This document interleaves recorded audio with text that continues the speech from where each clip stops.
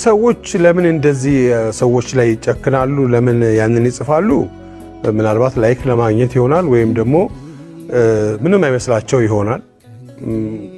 አንዳንዴ ሰው ራስ ወዳድ የሚሆነው ከቤተሰብ ውጭ ስታድግ ነው።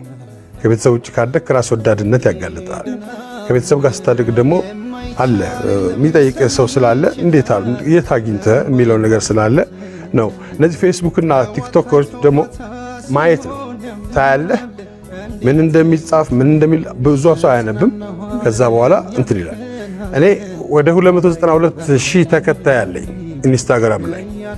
መጀመሪያ ላይ እኔ ነኝ የጻፍኩት ኮሚክ ነገር አድርጌ ነው የጻፍኩት። እንደውም እንደዚህ ለሰርጉ ላይ ነበር እኔ ግን ምናምን ብዬ ምናምን መግቢያ ትኬቱን ለሻሩክ ሰጥቼዋለሁ ምናምን ብዬ ነበር የጻፍኩት። ያንን ሌላ ቲክቶክ በጣም በጠና ታሞ ምናምን በሚል ቀይረው ሁሉም አቀረቡት ማለት ነው። አግዳብረህ ጭንቅላት ውስጥ የሆነ ነገር አንብበህ ወይ የሆነ ነገር እንትን ብለህ ምናምን ካላመጣኸው በስተቀር ስለ ሰዎች ቅንነት መመኘት፣ ለሰው ጥሩ ነገር መመኘት ከየትም አይመጣም ካላሳደግከው በስተቀር።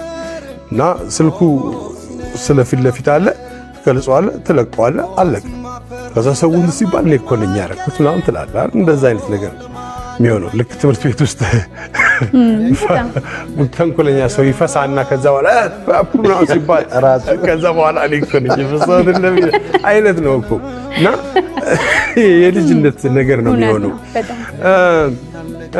መሙ እንኳን አሁን እንደዚህ ነው ምናምን ከሚባል ኦልሬዲ የመዳን